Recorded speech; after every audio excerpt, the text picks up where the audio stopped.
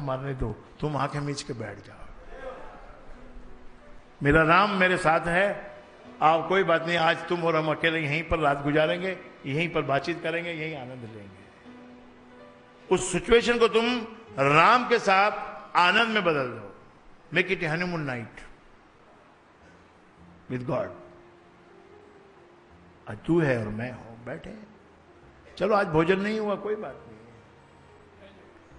आप आंखों को मीच लो, प्रार्थना भी मत करो, खाली देखो परमात्मा क्या करता है, वो देखो परमात्मा कैसे तुम्हारे लिए मदद भेजता है। भेजता थोड़ा सा वो अपने हिसाब से भेजता है। टूटी गाड़ी मिली नरसिंह को, टूटी गाड़ी, गाड़ी भी मांगी हुई थी, खुद की नहीं थी। और जिसके पास मांगने गया उसने क्या बोला, भाई देख नरसिंह, ये गाड़ी पड़ी है, बरसों पुरानी है, मैं तो चला नहीं रहा हूं इसको, ये टूटी फूटी है, तू चला के ले जा। जो अच्छी वाली गाड़ी थी वो नहीं मिली उसको, टूटी मिली, तुम भी टूटी पे बैठे हो।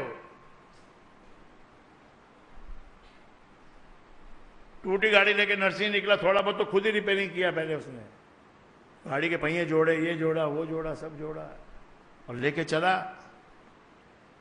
किस रूप में आया, खाती के रूप में आया, कृष्ण के रूप में था ना, वहां पे बंसी था बजाए उसने आके कोई, वो तो पीछे पीछे दौड़ा खाती के रूप में। खाती यानी कारपेंटर, एक छोटी सी धोती पहना हुआ, गंजी पहना हुआ कारपेंटर। नरसिंह ने भी उसको बिठाने से मना कर दिया गाड़ी में, ए भाई पहले 16 बाबा बैठे इसमें, 16 को सेठ एक भी नहीं है। लेकिन एक बात मैं आपको कई बार बोल चुका हूं, सब लोग ध्यान से सुनो, 16 बाबा जब मिल जाते तो वो सेठ बन जाते हैं। तुम्हारे हर सॉल्यूशन, प्रॉब्लम का हर सॉल्यूशन 16 बाबाओं के पास होता है, क्योंकि 17वां जो होता है वो भगवान होता है। 16 तुम इकट्ठे हो जाओ, भगवान अपने आप वहां आ जाएगा और तुम्हारी टूटी गाड़ी को बना देगा। और फिर क्या होगा, गाड़ी पवन समान चली, कृष्ण बना था गढ़वाला, ऐसा तुम्हारा विश्वास होना चाहिए। अरे राम भरोसे चल पड़ा नरसिंह, टूटी गाड़ी में बैठ के, साथ में कुछ भी नहीं, और इतनी बड़ी चिट्ठी समदन की, शादी करो बच्चों की, समदन मिलेगी चिट्ठी देगी, क्या देगी मालूम, ऊपर क्या लिखा होगा, हमें कुछ नहीं चाहिए, हमें कुछ नहीं चाहिए, पर शादी में ये सब करना है, हमें कुछ नहीं चाहिए भाई, पर शादी में ये सब करना है। ऐसी लिस्ट आपको मिलेगी मेरे भाई, अभी आप बच्चों को थोड़ा बड़ा कर लो, शादी का जरा उनका टाइम आने दो, फिर शादी होने के बाद बहू आने दो, फिर एक बच्चा होने दो, तब तुम्हारे नए नए स्टेशन पे तुमको नई नई चीजें मिलेंगी कि यो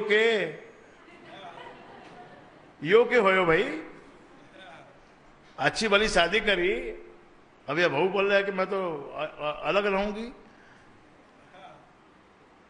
अलग रहूंगी कल से, 2 महीने का टाइम नहीं है, कल से अलग रहूंगी, किराए का मकान लेके दो। लड़की का बाप पैसे वाला है तो उसने कह दिया कि मैं दिला देता हूं मकान, मेरी लड़की आपके साथ नहीं रह सकती।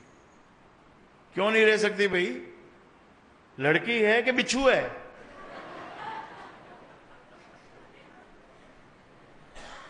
या यहां इस घर में बिच्छू है क्या जो ये लड़की को काटते हैं। ये सब तुम्हारा वहम है, खाली एक दिमाग का फर्क है, दिमाग का फर्क है।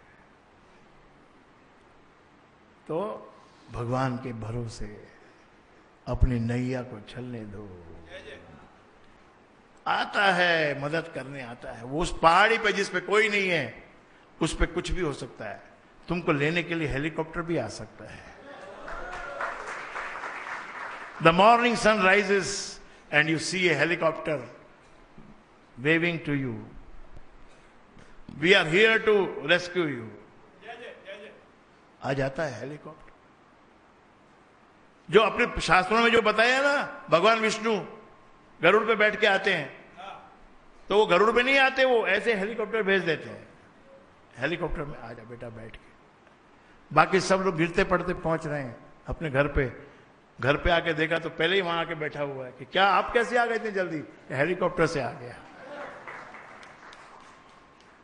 तो परमात्मा इतना विलक्षण है कि पहले फंसाता है फिर निकालता है। एक बात याद रखना, ऐसा कोई प्रॉब्लम नहीं, ऐसी कोई स्थिति नहीं, ऐसी कोई परिस्थिति नहीं जिसका सॉल्यूशन परमात्मा के पास नहीं है। तुम्हारे हर प्रश्न का जवाब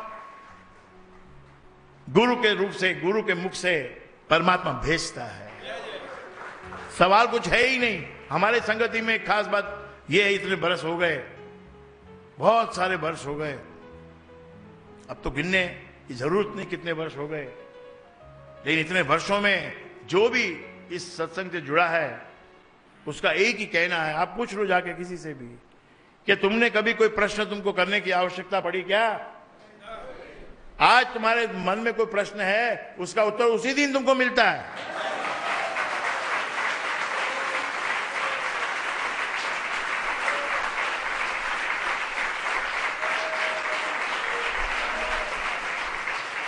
हाथ कंगन को आरसी क्या और पढ़े लिखे को फारसी क्या? तुम्हारे खुद के साथ बीती हुई बात है, तुमको दूसरे से पूछने की जरूरत नहीं है। तुमने जब खुद कोई चीज को पी के देख लिया ये कड़वी है, दूसरे को नहीं पूछोगे क्या ये कड़वी है? अरे मालूम है हमको ये कड़वी है, और ये मीठी है तो मालूम है हमको ये मीठी है। इसी प्रकार आपको मालूम है कि ये सत्संग का जो राम नाम है ये कितना मीठा है, कितना शक्तिशाली है, कितना पावरफुल है। जिस राम को हम भज रहे हैं वो कोई मामूली राम नहीं है, वो केवल अयोध्या के राम नहीं है, वो तो वो राम है। कौन सा राम है? राजमहल की रानी पी गई एक बूंद इस रस का, राजमहल की रानी पी गई एक बूंद इस रस का, आधी रात महल तज चल दी रात मन वापस का, आधी रात महल तज चल दी रात मन वापस का, गिरधर की दीवानी मीरा ध्यान छुटा यश का, नाम रस मीठा रे। आपको कोई मिलेगा क्या मीठा है? क्या तुम नाम लेता है? क्या मीठा है?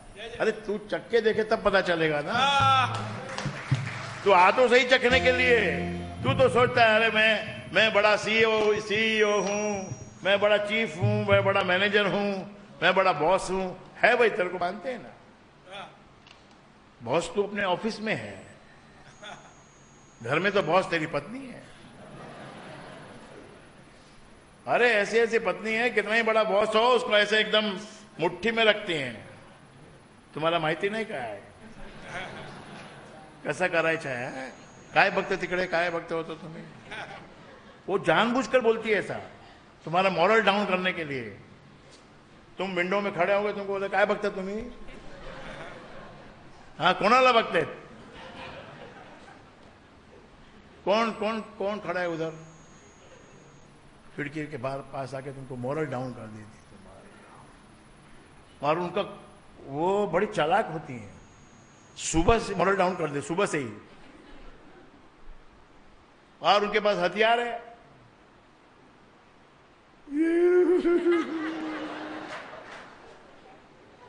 मेरी तो आप सुनते ही नहीं,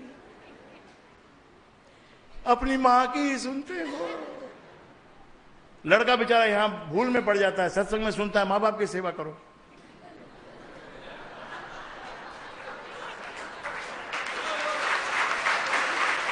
अरे सत्संग में सुनता है मां बाप की सेवा करो, घर में जाके पता चलता है कि अगर मां बाप की सेवा की तो कितनी बड़ी मुसीबत है,